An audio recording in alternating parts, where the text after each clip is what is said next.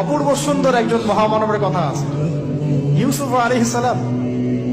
আমরা সূরা ইউসুফ পড়তে শিখি নাই এখনো।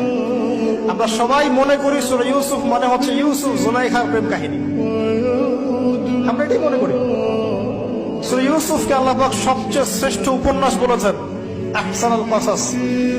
একটু গভীরভাবে পড়ে দেখবেন অর্থগুলো। এটা ইউসুফ জুলাইখার প্রেম কাহিনী নয়, এটা ইউসুফ আলাইহিস সালামের সাথে তার বাবার মহব্বতের কাহিনী। এটা পিতা আর সন্তানের মহব্বতের কাহিনী।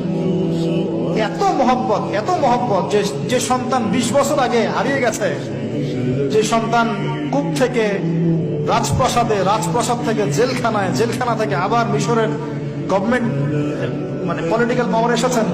বাবা কিন্তু এটা জানেন না, কিন্তু সন্তান যখন একটা জামা পাঠিয়ে দিচ্ছে, জামা, এই কমিজটা নিয়ে যাও, আমার বাবার চোখে দিও, বাবা দৃষ্টি ফিরে পাবে।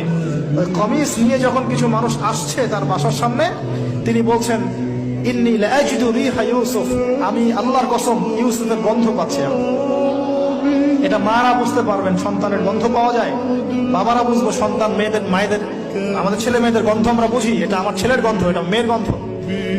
ইউসুফ আলাইহিস সালামের কামিজ আসছে 1200 মাইল দূর থেকে, আরো বেশি বা কম হবে, আর এখানে তার বাবা গন্ধ পাচ্ছেন।